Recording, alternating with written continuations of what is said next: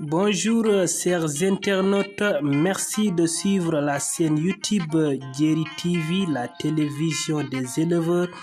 la première chaîne dans la zone sylvopastorale. Et n'oubliez pas de vous abonner et d'activer la cloche de notification pour ne pas rater aux prochaines vidéos. Merci beaucoup.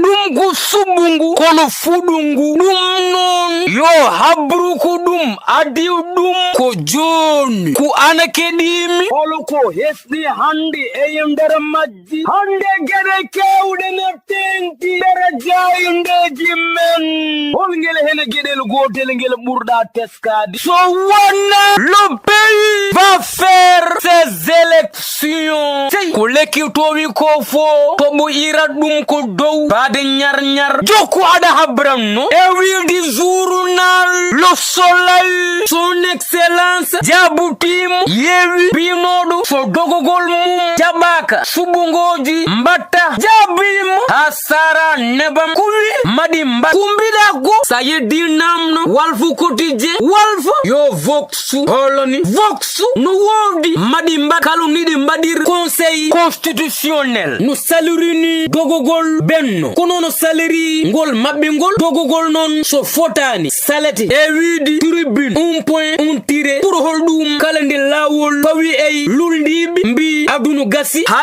e widi sudu quotidien maki uddi halaka wondu dey jertindi wetebi yettu yeru e lewru mars ko wannoko watatade kono dum no waye yewi no suppu kayitaji ko adanama widi non e widi lassa ko wattobe mobundiral sappoyu jeedidi juin kono non benno mbuleze ko wi mambada mobundiral nyande alarba sappoyu joy juin place de la nation mbade min mba fitin oto wat kono ara Sénégal ko beleze ko wi ngoju mumen peje sappoyu nay di njogi ngam hesdutindi ginol golle suudu sardiyeji sif toro Cheikh Abdou Bara dol tutnodo kongudi nyagari e mawdu leydiyo made jaggaka de e widi observateur jagal do procureur de la république wadi autosaisir nam o hali e widi libération o wi ko waxumu suufu dara minenta wolof o wi mi innani les hay goto neddo fof eno neniri fon hadani DSC Bertin Dembo hanki tribune wi o wadama placé garde à vue e widi source anon ko deliji tati o rewrote les échos tengtuni article 80 namnal non pourquoi wuti mum hurumo halaka ayso Mustafa Diakhaté wi ko yo kugal fawe makka vox wi fofu de Seexu Coro Mbakke Pastefu Touba neno wallamba mawdu leydi de hormeti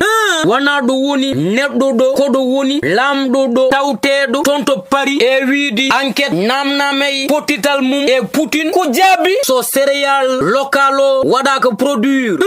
ma hegi arana men artane ko haddum yindirdey erdidu Ukraine o wi ko meda pismedi Kiev Mali e Guinée non sede yawo nene yahe hen don tribune wi parrainage cour suprême jogoro haldey momtugol mum gol cour de justice sede yawo yamruno dum ko nyande nawgase tati juin source a rutunimo tenki e ndera gesi société dilowey gom arabique e ndera falde linger pamen nono SM buri ujunnaji nawgas fusé par hectare pop ena dardo e millionaji joy pawdi temedde jeetati ujuneri tenkeri te rewri hena kala no wawi wofnude temedde didi e capandi jeedidi ko wana ko dum kene wono millionaji temedere capandi joy déjà nanam e ndelam kubam juste pour rentorade hayso tawi ko hari curative ne buri musdi tiddi tenkeri bonna bokku haramen pella ko hesday mabbe e widi Dakar Times tindinibi bange rew Chad Cameroun Nigeria le soleil habrimen Serigne Mundoga Mbakke yamri julbe be ndo mbasato sodi produit end yo yafuno cagalndu cuuti kongudi fewdey urnado rasul bil haqqi be mbattata Mariama Ndiaye mbedu wasiyo bo tedduna nimbo yawi ko hori mum sabu ko mim becci juudi mum ko ha cewdu reedu ko mim koydi tel dum non mi hadudo mi sif docteur kalimatu la ilaha illallah sayyidina muhammadan abduhu wa rasuluhu. Une radio-télévision Fulbe International.